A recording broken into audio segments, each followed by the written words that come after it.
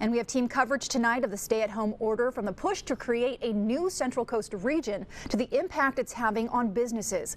Let's begin with News Channel reporter John Palmentary live in Santa Barbara.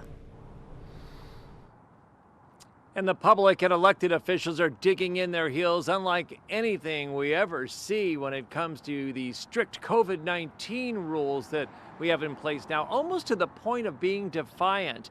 And it comes at a time when some key indicators about COVID in our area have come out.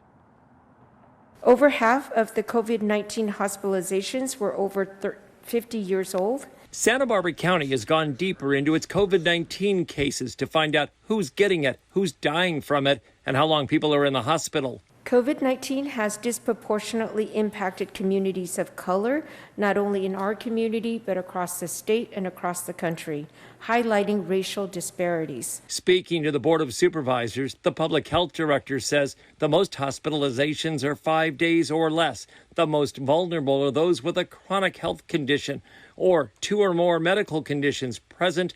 That's called a comorbidity. Diabetes was the most common comorbidity, accounting for 31% of hospitalizations, followed by obesity, accounting for 17.8% of hospitalization, and serious heart condition, accounting for 14.4%.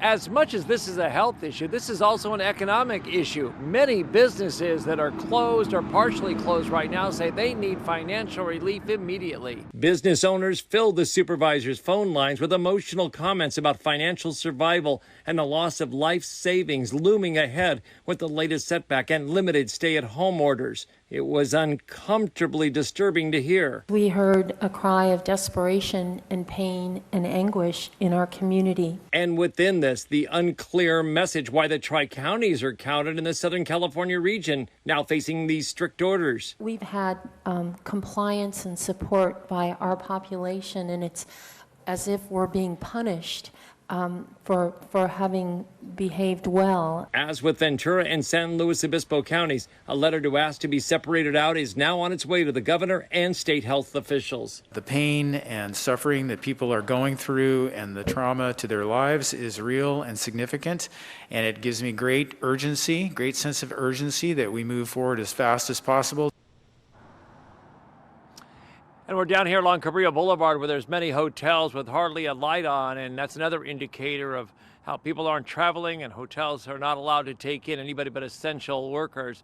Supervisor Steve Lavanito made a point saying if this letter doesn't work, if the change doesn't occur, what's plan B? What's going to happen next? How tough can this area be with the state about reopening or coming up with that kind of plan? We'll watch for that in the days ahead. Reporting live along the Santa Barbara waterfront this evening, I'm News Channel reporter John Palmentary. All right, thank you very much, John. The Solvang City Council supports the idea of creating a new Central Coast region and says it won't actively enforce the new stay-at-home order. The city relies heavily on tourism